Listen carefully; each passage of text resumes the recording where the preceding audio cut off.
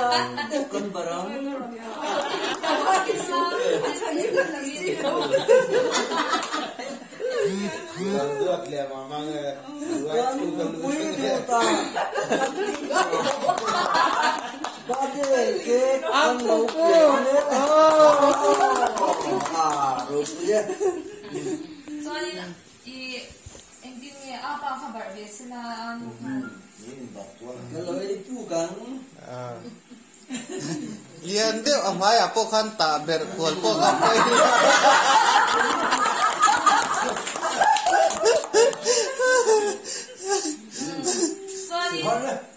Tham chuan zai pop khan ni to bai zai darovik ma in long chu soi na teng kan nei re nga zanin hi kanu birthday nya chuanin hi kan colony member te ho hianin min lom pui thiam ma last minute kan boy puya thing pui le ke nen khati khanin ka han ti ve don kan tia min lo troi om tha ma an chunga po kalom ma kan colony member te in zawai chunga kalom tak zedani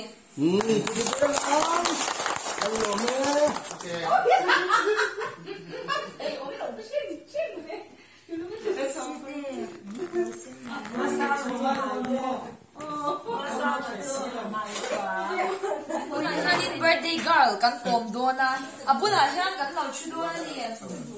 he zo hian adu lova ma se kan kom thawa tu na hian ti hianin kan colony le o colony family ka ti me he dia kan lo surprise ya enge i lo ngai dan enge i ri ruwa om